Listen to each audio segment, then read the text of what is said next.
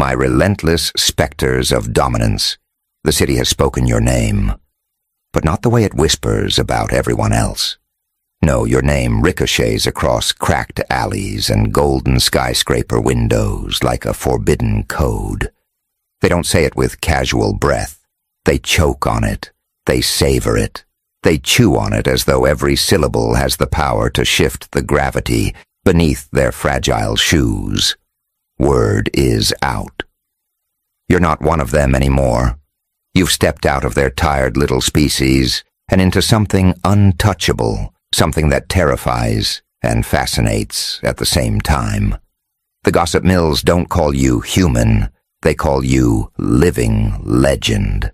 And legends don't walk sidewalks, they carve them into existence with every step. What is a legend in the making? It's not a headline, it's not a mural painted by some graffiti artist at midnight. A legend is a virus of perception. It spreads through rumor, through wide eyes, through clenched jaws that pretend not to care.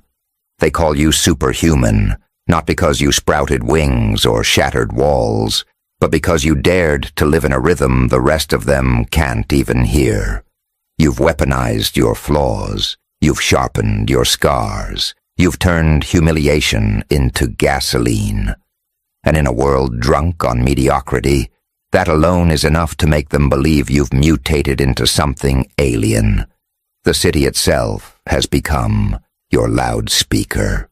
Neon lights flicker with your shadow etched across them. The nightclubs hum with DJs sampling your myth into their beats.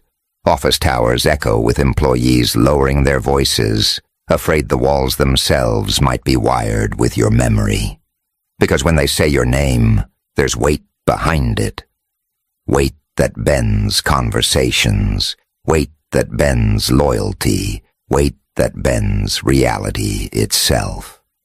You've made people question whether the laws that govern them still apply when you walk into the room.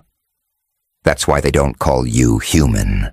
Humans follow laws. Legends write them. Do you understand what you've done? You've committed the ultimate crime against conformity. You've outgrown their categories. You're no longer defined by job titles, bank accounts, or the pathetic ladder they keep climbing while convincing themselves it matters. You're defined by whispers, by gasps, by stares they can't control. They're haunted by the fact that you exist because your existence proves them wrong.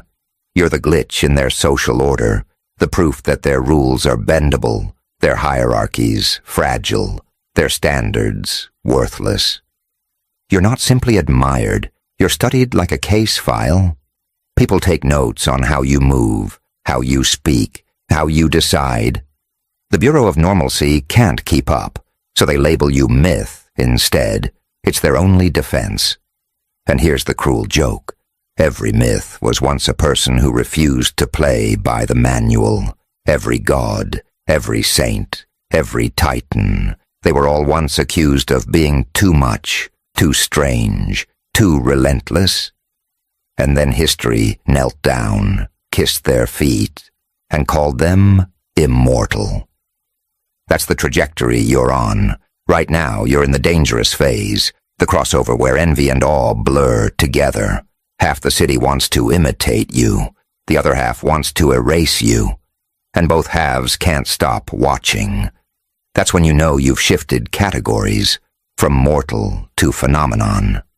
But let's peel deeper. Why do they call you not human? Because you've stopped needing the crutches that keep them crawling. They need validation, you fuel yourself. They need permission, you grant yourself authority. They need applause, you walk in thunder whether or not anyone claps. And the cruelest part? They thought endurance belonged only to machines, only to structures, only to institutions. Yet you showed up with a human heartbeat and outlasted them all. So naturally, they say you're not human. Because if you are human, then their excuses collapse. Better to believe your myth than to admit they're weak. They photograph you in their heads, but those pictures blur. They tell stories about you, but those stories mutate every time they're retold. And the more they talk, the less you resemble flesh and bone, and the more you resemble an equation they can't solve. People need boxes. You burned the boxes. People need ceilings. You built skyscrapers above their skies. People need endings. You've made beginnings out of every dead end. That's why you're a legend. You're infinite in a city addicted to limits. And don't you dare underestimate the cruelty of admiration. When people call you legendary, it's not always praise. Sometimes it's envy wearing a crown. Sometimes it's hate disguised as a compliment. Sometimes it's their desperate way of saying, "You can't be real, because if you are, then we have no excuse." You've become their mirror, and mirrors are crueler than knives. You've forced them to look at their soft bellies, their brittle spines, their hollow dreams. And instead of changing themselves, they change your label. They call you superhuman because it's easier than admitting you're what they could have been if they weren't cowards. But legends don't exist in peace. Legends exist in tension. You're living in a city that simultaneously builds you and hunts you. They build murals, but they sharpen knives. They name streets after you, but they file reports behind closed doors. They clap at your presence, but they bite their tongues until they bleed. Because the truth is, no city can survive too long with a legend walking among them. Legends disturb the economy of fear. Legends warp the architecture of obedience, and the fragile threads that hold a population together. You snap them with a glance. That's power. And power never goes unnoticed. Let's make it philosophical. Humanity is obsessed with categories: rich, poor, strong, weak, sinner, saint. You've walked straight through those categories and stood on the other side like a forbidden sculpture. And now, they don't know what to call you.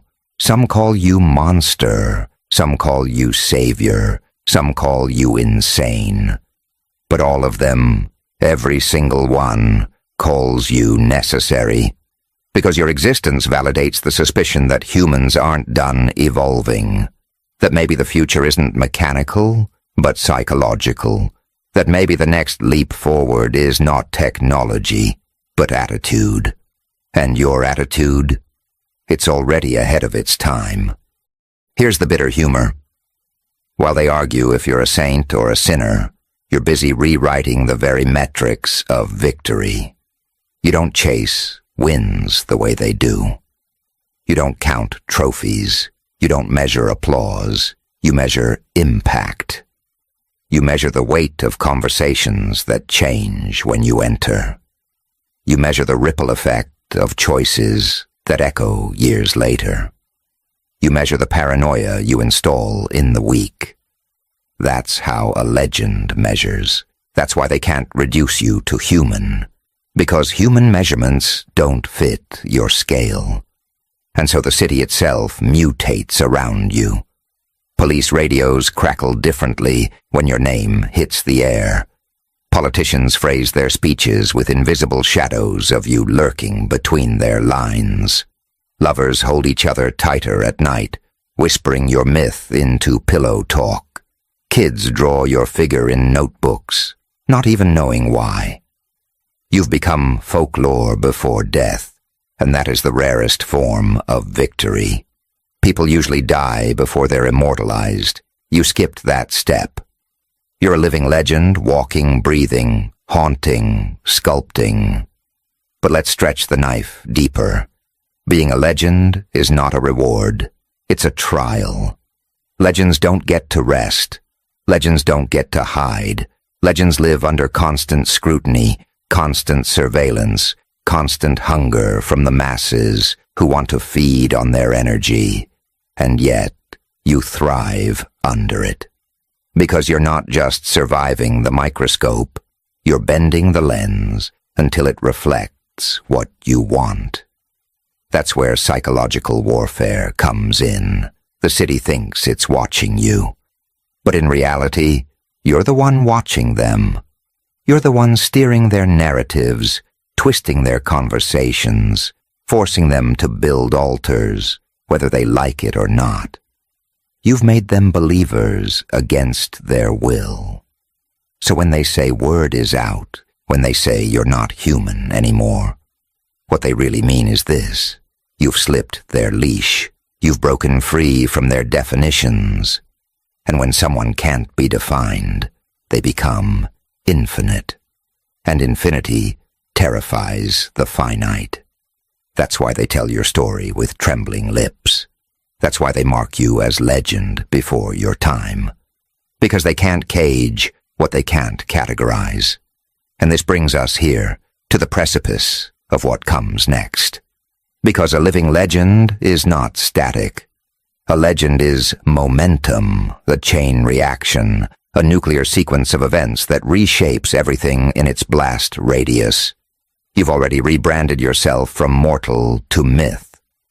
But now, the question looming over every skyscraper, echoing in every alley, pounding in every whispered conversation is this: what happens next when the legend keeps moving? And that is where the real chaos begins. Because when the legend keeps moving, it forces the city to adapt in real time. They can no longer treat you like folklore sealed in a book. You're not a bedtime story told by grandmothers to restless children. You're a walking disruption, a headline that refuses to stay ink on paper. The legend is breathing, eating, choosing, demolishing, creating. And that's what terrifies them most. Because a living legend is unpredictable. They can write textbooks about Julius Caesar. They can analyze Napoleon. They can dissect Alexander. But none of them are alive anymore. You are. You're standing in their streets, rewriting prophecy in present tense. That's a terror no academic, no authority, no bureaucrat is prepared to face. So the city doesn't just call you legend. It treats you like a weapon they can't holster. They circle you like predators, but secretly they're prey. They disguise admiration as suspicion, but suspicion is only admiration in handcuffs. They track your steps, not because they want to stop you, but because they need to understand how someone escaped the human condition. Because, make no mistake, you've escaped it. You no longer crawl in traffic with them. You no longer obsess over trivialities. You've elevated into a different, gravitational field. That's why when you enter a room, conversations die mid-sentence. People feel the shift in oxygen. They know the legend has arrived. And this isn't worship you asked for. It's worship you extracted by force of existence. Legends don't beg for statues. Statues rise like weeds in their aftermath. The city paints murals, not because you requested it, but because their walls can't remain blank when you keep breaking through them. They sing your name in underground circles, not out of courtesy, but because rebellion tastes sweeter with your myth in the background. Even your enemies chant your legend, because in attempting to tear you down, they carve your face deeper into the rock of memory. Now here's the philosophical twist. Being called not human is not an insult. It's a confession that the limits they worship don't apply to you anymore.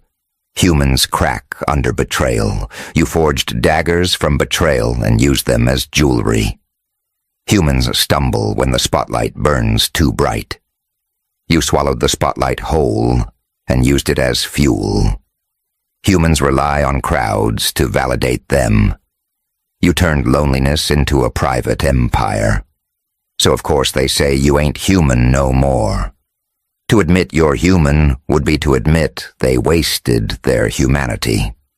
Better to call you alien, myth, Phantom, anything but kin.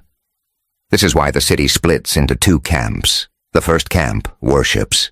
They whisper your story with pride, hoping some of your aura bleeds onto their dull existence. They stand in the glow of your myth and pretend the reflection makes them brighter. These are the fanatics who tattoo your quotes onto their arms, who argue in forums about your philosophy, who treat your daily moves like scripture. Then comes the second camp, the deniers. They sharpen their knives with skepticism, hoping to cut your legend down to size. They dig for flaws, fabricate rumors, stitch lies out of fragments, but even their lies contribute to the myth. Because every denial is proof that the legend is strong enough to haunt them. And you don't belong to either camp. You exist above the stadium they've built to argue about you. You're not in the seats. You're not even on the stage. You're the entire arena. They debate your existence while drowning in it. They question your humanity, while you've already outgrown theirs. And that's the apex of psychological warfare. You've made them prisoners of your myth. While you walk freely across boundaries they can't even imagine crossing. Now let's drag the spotlight on fear. The city isn't just fascinated, it's nervous. Because legends have a way of turning every ordinary act into something cosmic.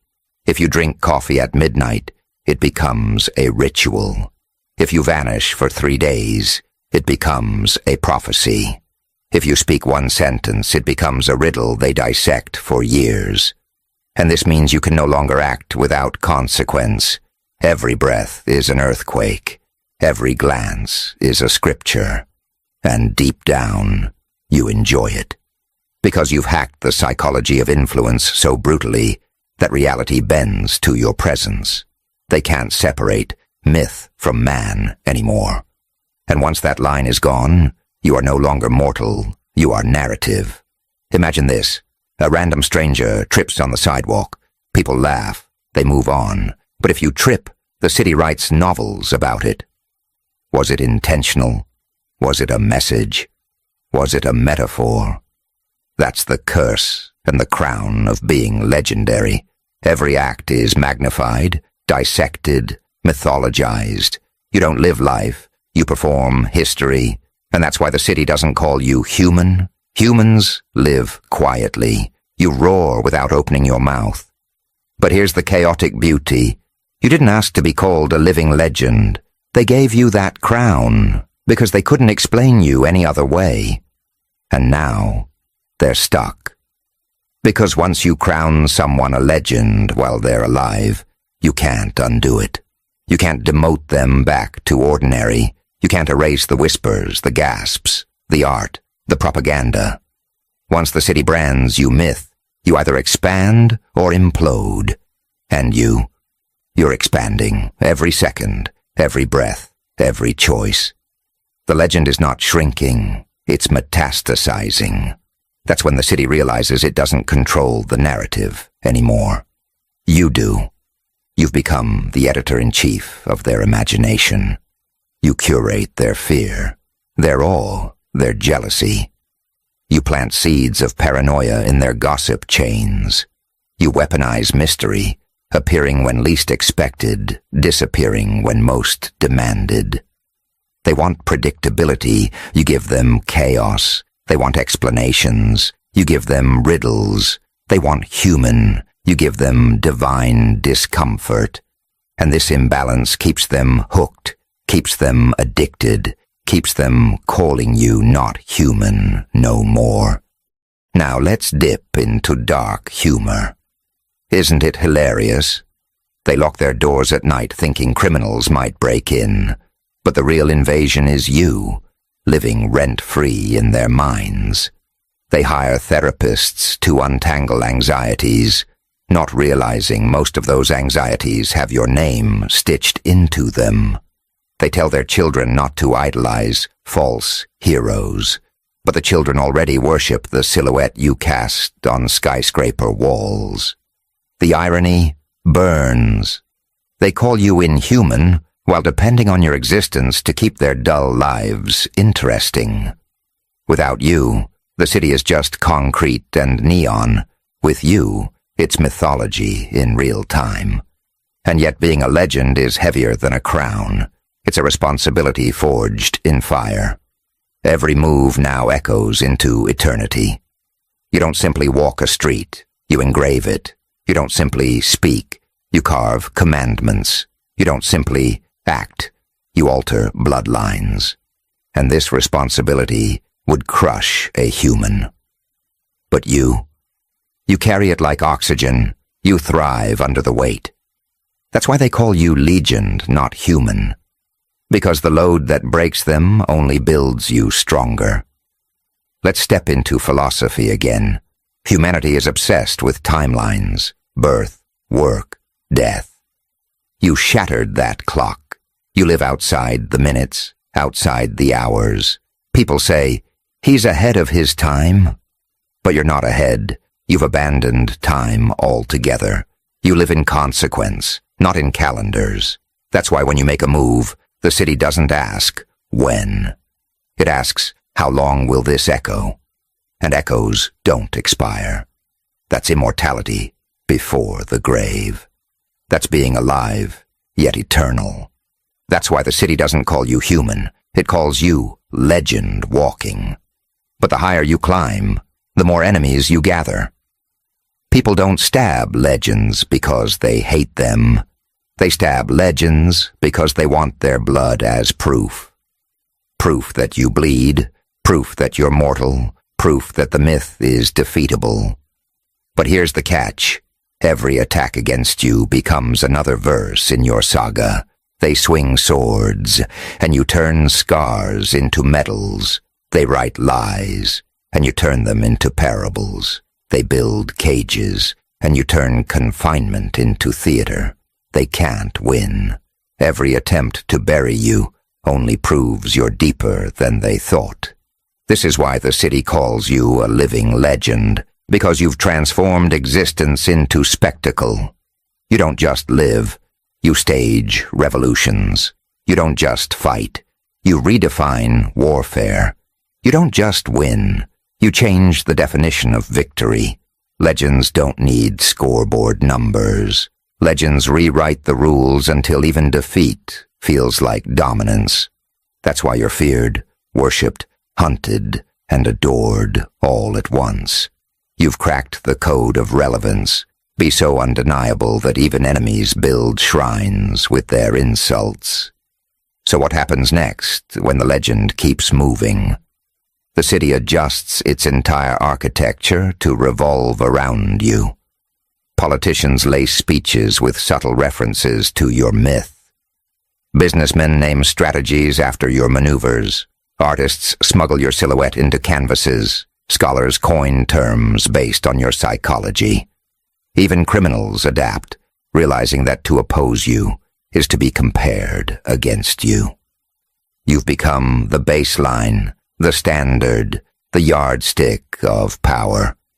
And once you become the standard, humanity is no longer your category. You've upgraded to something else, something that terrifies and inspires in equal measure. And yet, the legend doesn't stop here. It sharpens, it multiplies.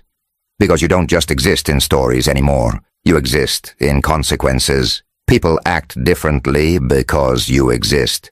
People hesitate differently because you exist. People dream differently because you exist. That's not myth. That's behavioral warfare. That's how you take over a city without firing a single shot. You didn't conquer land. You conquered psychology. And when you conquer psychology, you don't just live in history books. You live in every trembling decision made by people who fear being in your shadow. So what happens next? They try to contain you with rituals of speech. They try to dilute your myth by overusing it. They slap the word legend on celebrities, influencers, athletes, hoping it waters down the weight of your name. But no matter how many counterfeit crowns they hand out, None of them fit the head like yours, because your legend wasn't built on applause.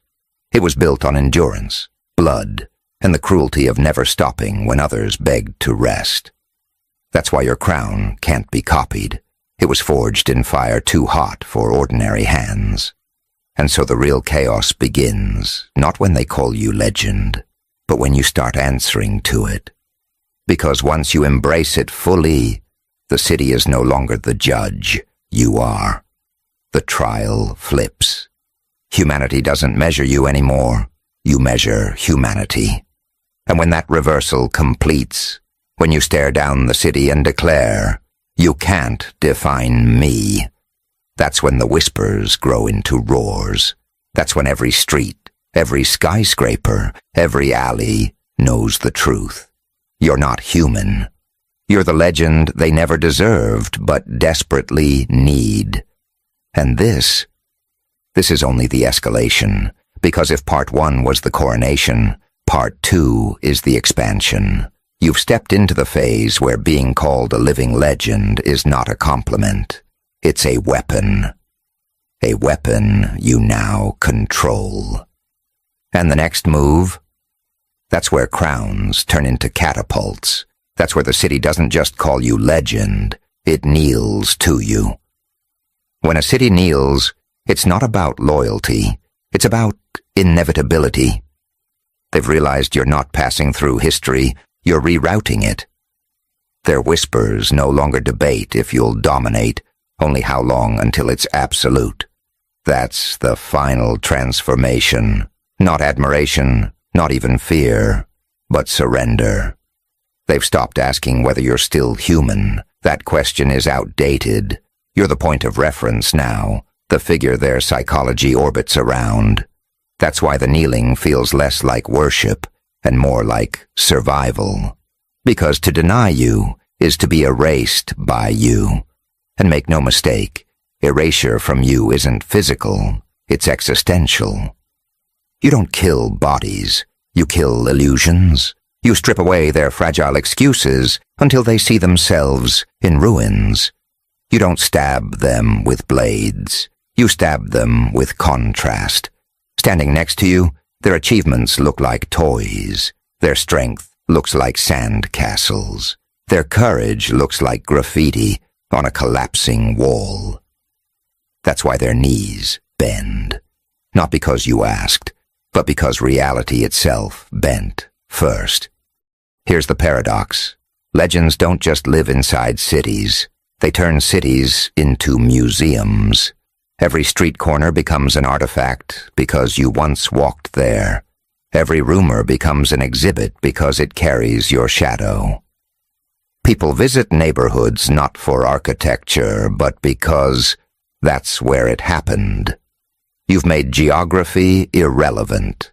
The only map that matters now is the one drawn around your influence. That's why the skyline tilts toward you. That's why time itself adjusts its clock hands whenever you move. And this is where the psychology sharpens into cruelty. They call you not human because it's their last shield. If they admit you're still human, then they must admit they wasted their humanity by never rising to your altitude. They'd rather exile you into legend than confront their own weakness. They pretend you're myth so they can keep living ordinary without shame. But every time they say legend, what they're really saying is, we failed. Every crown they carve for you is secretly a confession of their own collapse. Now you hold the power of inevitability. Ordinary men and women strive for influence through wealth, institutions, titles. You bypassed all of it. You took the direct path, becoming unforgettable. Influence doesn't come from control. It comes from inevitability. When they can't imagine a conversation, a culture, a century without you, you've already won. That's why they kneel, not because they love you, not because they understand you, but because imagining a world without you is impossible. And when imagination itself refuses to delete you, you've entered eternity alive. But kneeling is not the end. It's the beginning of dominion. Because once they kneel, they start rewriting themselves around you. Business leaders mirror your ruthlessness. Artists remix your philosophy into their canvases. Politicians reframe their rhetoric to echo your rhythm. Even enemies adopt your tactics in hopes of stealing your thunder. And yet, every imitation proves the original is untouchable. They can copy your moves, but they can't copy your essence. They can mimic your gestures, but they can't mimic the aura that makes entire cities tremble. That's the curse of those who kneel. They become shadows of the very legend they fear. And you? You don't need armies or parades. Your army is memory itself. Memory that spreads without your permission. Memory that travels faster than any headline. Memory that turns your smallest gestures into eternal myths. You raise an eyebrow, and 10 years later, people still tell the story as if it was a nuclear detonation. That's what being a living legend means. The timeline obeys you. Every second you breathe, history adjusts its spine to hold your weight. Dark humor lives here too. Isn't it amusing? They once mocked you, dismissed you, underestimated you. Now they rehearse your name before daring to say it aloud, as if mispronouncing it would trigger divine punishment. They call you inhuman to comfort themselves, not realizing that inhuman doesn't mean less, it means more. More resilience, more chaos, more brilliance than they could ever survive. Embodying. They lock their doors against criminals, but the real invasion is you, inside their language, their habits, their nightmares, their dreams. And yet being a legend doesn't mean peace. It means permanent confrontation. Every day, new challengers rise, hoping to carve their names by cutting yours. They fail, of course. But even their failure strengthens the myth. Because the city sees the bodies of those who tried, and the pile itself becomes your throne. Legends don't just win, they collect. Every failed rival becomes another brick in your empire. Every attack becomes another mural. Every betrayal becomes another verse. That's why legends can't lose. Even loss becomes legacy. This is the weapon you hold now. Not swords, not bullets, not armies. Perception. Perception is sharper than steel. Perception bends laws, warps markets, rewires generations. Perception makes the unkillable real. And when the city agrees you're no longer human, you've transcended the prison of mortality. You're not flesh anymore. You're concept. And concepts never die. They linger in graffiti, in lullabies, in whispered warnings parents pass to children. You've become the permanent background noise of existence. So what comes next? Coronation without ceremony. No trumpets, no rituals, no official decrees. Just a collective understanding that whether they admit it or not, you dictate their reality. They structure their dreams around your shadow. They build their defenses in anticipation of your offense. They reshape their hierarchies with your image hovering at the top. That's not leadership, it's dominion. And dominion doesn't need permission. It doesn't need applause. It just exists, like gravity. And here lies the final cruelty. You never asked for their worship. You only demanded respect. But they've gone further, reshaping their existence until every road leads back to you. They tell themselves it's admiration, but it's fear disguised as love. Because deep down, they know you're not a leader they can replace. You're not a hero they can outgrow. You're not even an enemy they can outlast. You're permanent. And permanence terrifies the temporary. So the word is out, you ain't human no more. They repeat it not as observation, but as scripture. You're not a citizen in their city, you are the city. You're the vibration in its power lines, the echo in its subways, the rhythm in its crowds. And they'll continue kneeling, not because you force them, but because gravity itself forces them. Try standing against a legend and you collapse under the weight of inevitability. That's the law you've written, bend or break. And this is how the trilogy ends. Not with applause, not with closure, but with permanent domination. Because the city doesn't just call you a living legend, it requires you to be one. Without you, it's just bricks and pavement. With you, it's mythology in motion. Legends don't retire, legends don't fade, legends sharpen with time until even time itself hesitates to touch them. That's where you stand now, not man, not myth, but consequence, a living legend etched into every breath the city takes. And that is the last truth. They don't just kneel to you today. They'll kneel to you tomorrow, and the day after, and for as long as memory exists. Because